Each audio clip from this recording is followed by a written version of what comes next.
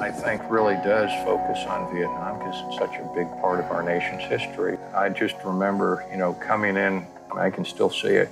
Early morning when it was dark, flying along the coast of Vietnam and then eventually seeing the flares off in the distance drifting down. I mean, ghostly shadows, but it kind of was the wake-up. Wow, this is the war. The Bravest Montagnards were up from My Lac, up by Khe Sanh area, and very dedicated, professional. Other SOG veterans will tell you about their teams and their loyalty, professionalism, dedication. My interpreter on that team was Bong, and Bong was close to a friend, best friend that I had. We worked together, and he was my right hand as far as training with the team, going on missions with the team, and combat with the team for communications, not only with the Baro dialect, but also Vietnamese. But interpreter was absolutely important because he had to think like you did, not interpret things differently as he would want you to make a decision. An interpreter can either make or break you in combat. For them, the Vietnamese and our Montagnard tribe, our Nungs, they were there for the duration. They never rotated. There was no place to go. That was it. That war was their life, whether they liked it or not. And they were there continually. Bong ended up at one point in time with me on one mission just for background with the whole team, engaged with a large North Vietnamese element in a bad situation, at which point the North Vietnamese, during a lull, screamed out in Vietnamese for about 30 seconds. I looked at Bong and I said, "Bong, what'd they say?"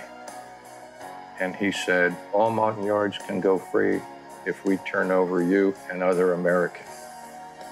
I looked at Bong, he smiled at me, he stood up, emptied a 30-round magazine at him, and got back down and said, "They full of shit." And we continued the mission. Eventually, he had to go back to My Lac, and tragically, as the North Vietnamese overran that area, he was captured and executed. But no greater love, no greater loyalty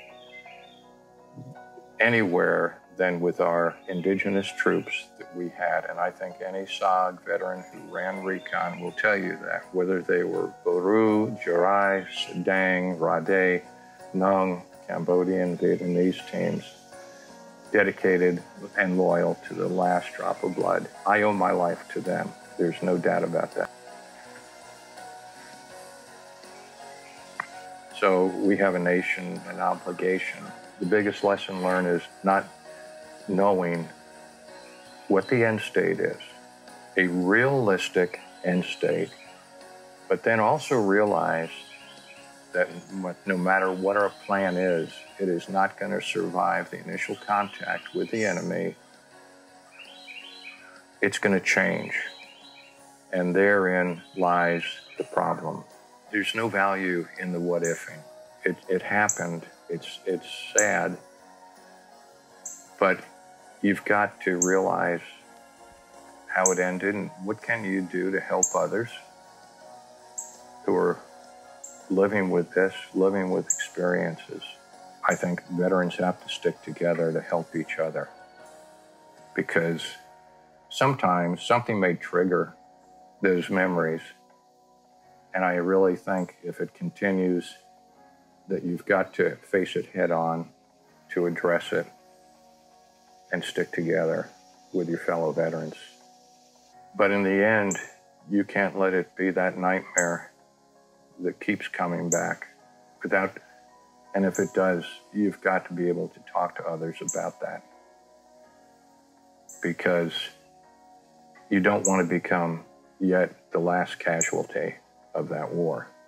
I'm very proud to have been a soldier, and if you ask me what did I do in my service, what I'd like to say is I served with great soldiers.